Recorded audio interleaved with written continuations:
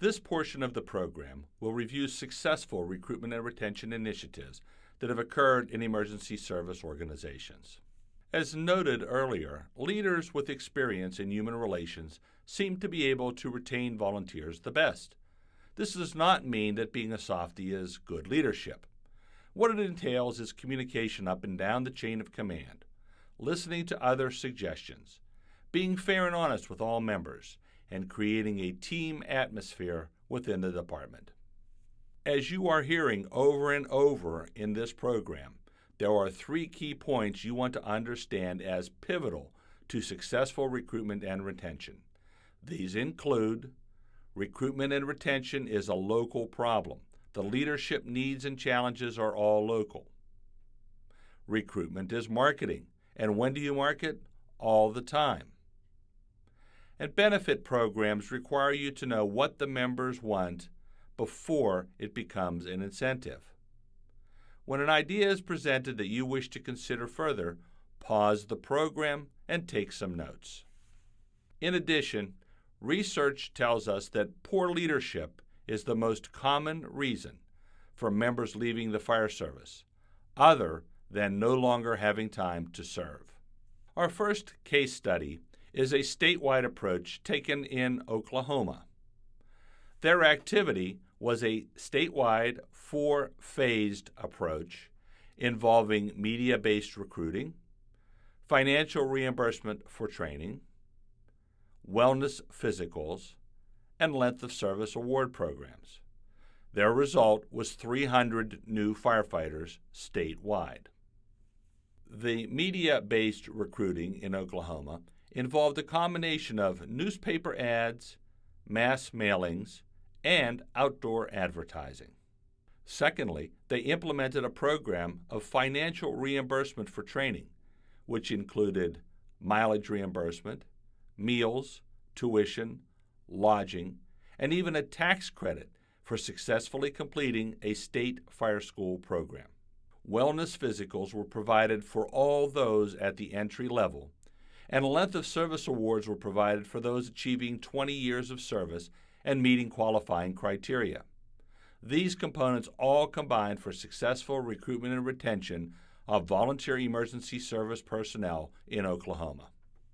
Another successful comprehensive approach comes from Wissahickon Fire Company in Montgomery County, Pennsylvania, which submitted and received a SAFER grant for recruitment and retention of volunteer firefighters. This request included a length of service award program, marketing program, college scholarship program, initial entry physicals, accidental death and dismemberment insurance, logo apparel, and recognition awards. Their total grant was $222,600. And while time will tell how successful their actions are, the seeds have clearly been planted. Another successful approach for retention is the use of awards. Many fire departments throughout the country conduct annual award banquets. Awards result in a high percentage of participation and are social and performance driven. They're provided at a minimum of expense and get maximum involvement. Most importantly, they recognize best practices and performance for others to emulate. More and more departments are providing station live-in programs. These result in social and performance-driven actions with minimal expense for maximum involvement. These programs also recognize best practices. Essentially, firefighters live in the fire stations, and while they pay minimum or no rent, they provide extensive on-duty time for response. Many fire departments hold an annual Fire and EMS Recognition Day, which might include a competition, picnics, and awards ceremony. The public is invited and may be televised locally on government access TV. Results include a competitive spirit kept alive in volunteers, an appreciation by the members, and elected officials get press time. Another form of recruitment comes in the form of traditional advertising, such as posters, billboards, signs, and so on. The results include keeping the organization name and the need to serve in the minds of the community.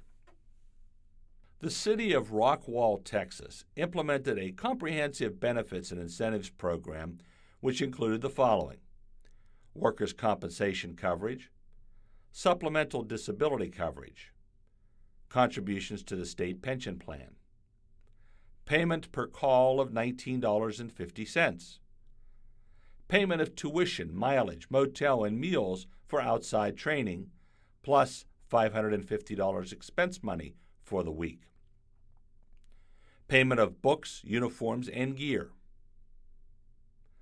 payment of this not only for firefighters but for EMTs as well. In addition, if you complete a certification program, there's a $1,000 bonus.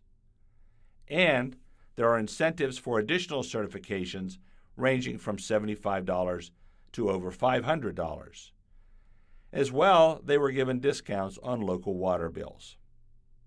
Their result was a 20% increase in staff over a 5-year period.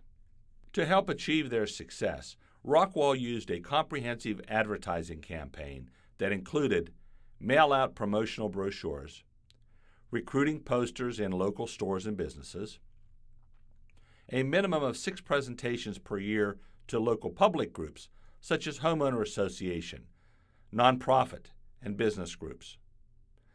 They released articles in the city newsletters. They hosted a Citizens Fire Academy, as well as a citizen emergency response team. They did recruiting via their website, and had they had local government access television, they could also have used that. Another program made available by the National Volunteer Fire Council is Fire Corps. The mission of Fire Corps is to enhance the ability of the fire departments to utilize citizen advocates and provide individuals with opportunities to support their local fire departments with their time and talents. National Volunteer Fire Council's website with Fire Corps has extensive examples of successful programs that are implemented. The Main Line Chamber of Commerce in suburban Philadelphia, Pennsylvania, made a $14,000 commitment to volunteer fire and EMS personnel in their operational area. This included 14 fire company recipients with $500 or $1,000 scholarships. To date, over $100,000 has been given, and volunteers remain viable in this area. A complimentary video was made available to all fire companies requesting it to help recruit and retain members. The program is credited with being able to recruit new members. Another successful approach is to work with local employers to allow firefighters to leave work for emergencies. Working with a local employer and their municipality, agreements were made to allow employees of both a manufacturing firm and municipal employees to leave work for response to emergencies. This process enabled 6 members to respond to incidents in this one agency. Changing rules to expand membership can also work. The Alpha Fire Company in central Pennsylvania changed bylaws and standard operating guidelines to enable those who live outside the community but work or go to school within the community can leave work or school for emergencies to become members of the fire company. These members must have the same training and skills as members who live in the community. In Clare, Michigan, each member responding to an emergency call receives a financial stipend per call, payable once per year. The result is a method that compensates members for expenses incurred, such as gas and insurance, and to young members who need income. Joint stations can help in growth areas, such as Lewis and Rehoboth Beach, Delaware. Community sprawl brought the two communities closer together. Both had concerns over protecting the growth area. They created a mutual station responding to that area. The joint station solved staffing and response challenges.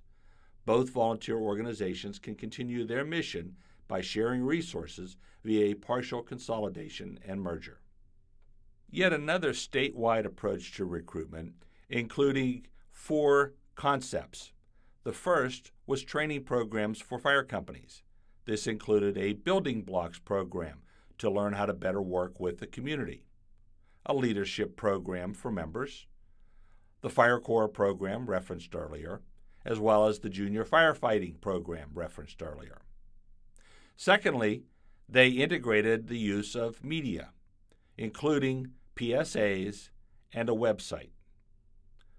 Next, they used print products.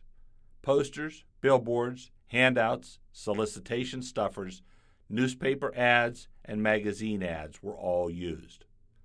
And finally, they relied on 3 tried and true techniques: benefits, such as physicals and insurance, training for life skills and training for careers, as well as a funeral benefit. And last but not least, but deemed most important, was word of mouth. Everyone getting one, so that every member had to replace themselves in their organization. Similar to the approach we just mentioned, a cafeteria-style approach was taken to retention in this state. They used financial incentives and non-financial incentives. For example, financial incentives included pay-per-call, length of service programs and retirement programs, health care, tax credits, tuition reimbursement, scholarships, life insurance, accident or disability insurance, low-interest loans, housing assistance, providing a social network, and even legislative initiatives, including things such as reduced Department of Motor Vehicle fees. From a non-financial incentive, they used uniforms, logo wear, banquets, picnics, social functions, lesser fees for facility use, participation in events and conventions, or other types of activities. In all cases, not everything worked in every community, which facilitated the use of the term a cafeteria plan. Some may pick one, some may pick another. In reality, these are local solutions provided by local people. Remember, there are 3 key points you want to understand as being pivotal to successful recruitment and retention. First, recruitment and retention is a local problem. The leadership needs and challenges are all local. Second, recruitment is marketing. And when do you market? All the time. Third, benefit programs require you to know what the members want before it becomes an incentive. And to effect this, leadership is critical.